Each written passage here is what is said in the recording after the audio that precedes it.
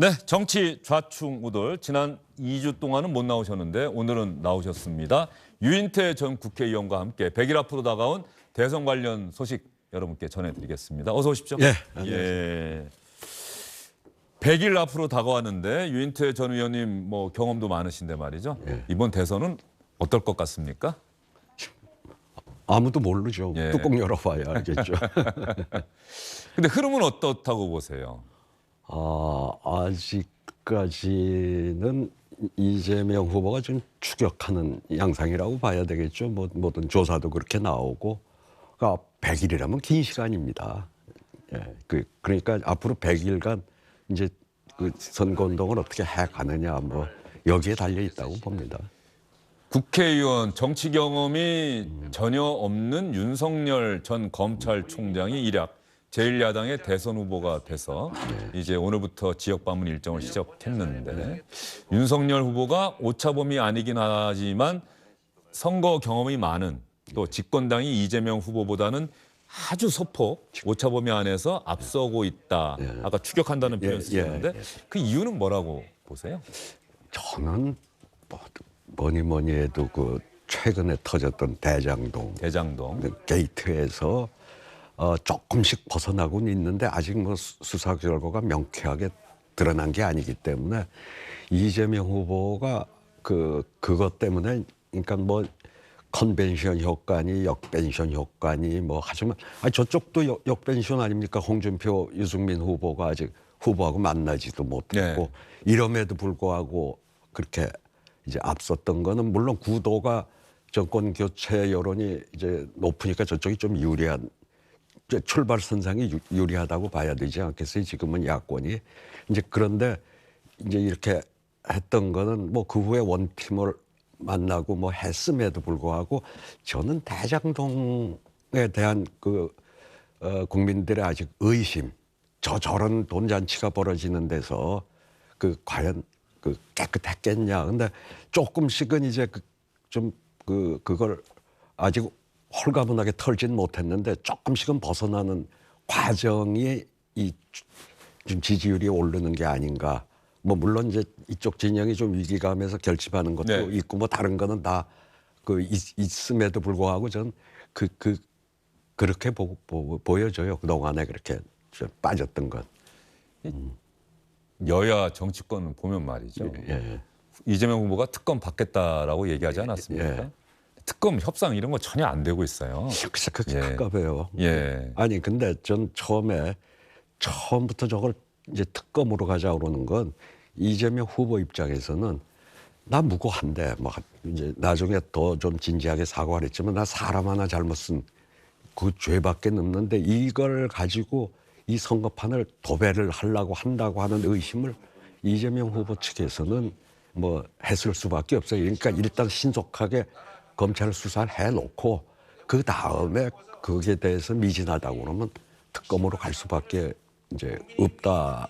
근데 어느 정도는 뭐 1차 기소하면서 아직 검찰 수사가 뭐 50억 클럽이니 이제 들어가고 하니까 조금 더 지켜봐야 되겠습니다만 뭐 하는데 이제 이게 뭐 이제 지금 해가지고 과연 대통령 선거일까지 끝나겠느냐. 그러니까 하여튼 일단은 이 검찰 수사 55 클럽이니 등등을 좀 지켜봐야 되겠죠. 근데 저는 조금씩 벗어나고 있다고 보여지네요. 그게 지지율 좀 추격세를 그나마 만들어내는 게.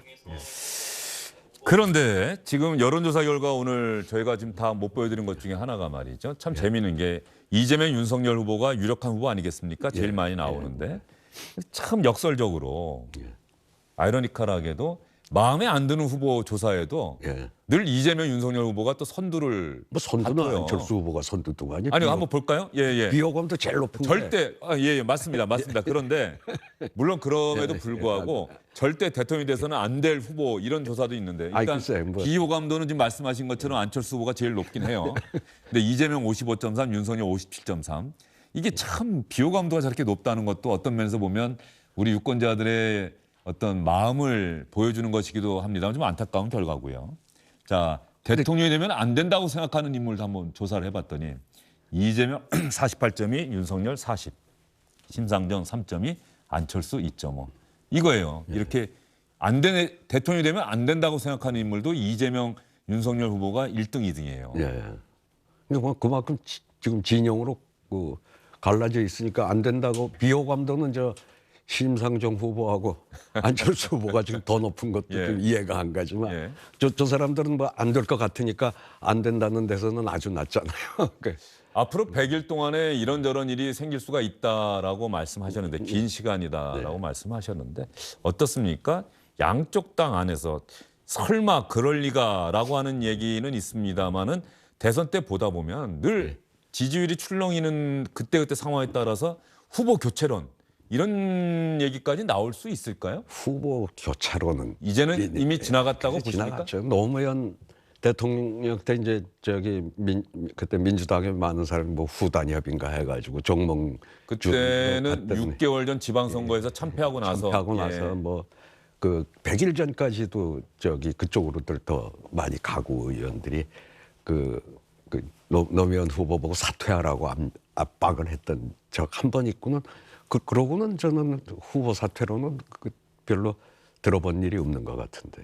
예. 예. 지금 지지율이 각축을 벌이고 있는데 예. 혹시 지지율 추이가 좀 어느 한쪽이 좀 앞서가고 뒤떨어지고 격차가 벌어진다 그러면 이 뒤처지는 쪽에서는 혹시 지금이라도 해서 후보를 바꾸는 게 낫지 않겠느냐라고 해서 당 내가 시끄러워질 가능성은 전혀 없다고 보세요? 아니 명백한 무슨 불법이 드러나서 도저히 더 선거운동 할 수가 없는 상황 그런 게 오지 않는 한은 뭐 후보 교체가 말이 안 되죠. 그 절차를 모두 민주적 절차를 밟아서 그 자당의 후보로 확정된 사람을 무슨 명분으로 교체를 하자고 그러겠어요. 그냥 끝까지 가는 수밖에 없는 거죠. 예. 여의도에 대한 유권자들의 반감이 결과적으로 국회의원 한 번도 해본 적이 없는 두 사람을 여당과 제1야당의 대선 후보로 만들었다는 견해를 여러 번 밝혀 주셨는데 말이죠. 혹시 유인태 전 의원님 이재명 후보 측에서 또 윤석열 후보 측에서 유인태 전 의원님 저희가 앞으로 어떻게 해야 승리할 수 있겠습니까? 라고 조언을 구해온다면 어떤 말씀을 가장 해주고 싶으세요? 전 두 후보한테 동시에 어차피 누가 대통령이 되든 이제는 협치가 제일 중요한 겁니다. 그리고 정치는 국회를 통해서 해나갈 수밖에 없는. 국정은 당연히 그렇게 할 수밖에 그렇게 없겠죠. 할 수밖에 없잖아요. 특히 근데 누가 더 협치를 잘할 거냐. 뭐 심지어 대통령제에서 연정은 어렵다고는 하지만은 전 그걸 그래 국민들이 저 사람이 대통령 되면은 뭐 가령 이재명 지금 후보 같으면 그래도 야당을 존중하고 잘해 나가겠구나 이런 믿음을 좀 주는 게 저는 제일 득표 요인이 될 거고 뭐 윤석열 후보는 어차피 지금 2년 이상을 이 임기가 남은 국회 의석 구조가 압도적이니까. 그렇죠. 윤석열 후보는 아마 대선 과정에서 그 이야기를 잘 설명을 해야 될 것 같아요. 되더라도 민주당의 협조 없이는 국정을 끌어나갈 수가 없는 거 아니겠어요? 이른바 범여당이 180석 가까운 상황인데. 근데 저는 뭐 꼭 이제 저게 비례성이 잘못돼 가지고 49% 정당이 180석 얻은 이 선거제도부터 바꿔야 된다고 했습니다만, 그러니까 근데 얼마 전에 이재명 후보가 뭐 민생 법안은 조금 라고 단서는 붙였지만은 마치 저 상임위원장들하고 뭐 간담회에서 그냥 좀 강행 처리라도 불사하라는 협의가 안 되면 단독으로라도라는 얘기를 여러 차례 했어요. 글쎄 저거는 저는 상당히 지금 말하자면 부동층한테는 좀 감점 요인이 아닌가 하는 느낌을 받았어요. 예. 그래도 어쨌든 물론 뭐 지난 총선에서 이렇게 민주당이 압승한 거는 야당이 협치를 하려고 해도 할 수가 없었잖아요. 맨날 머리 깎고 뭐 어디 가서 농성이나 하고 아주 국회를 비워버렸다시피 했으니까 이제 그럴 때는 그러니까 결국 심판을 받은 거 아니겠어요.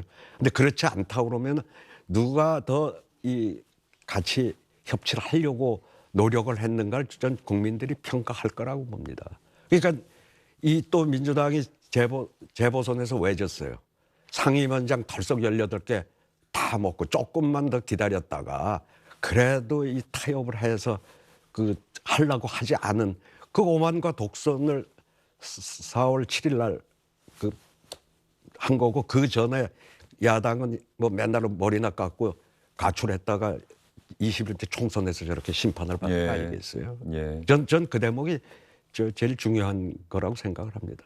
혹시 이낙연 전 대표와 뭐 전화 통화를 하거나 만난 적 있습니까? 없어요. 근래는. 안 친하세요?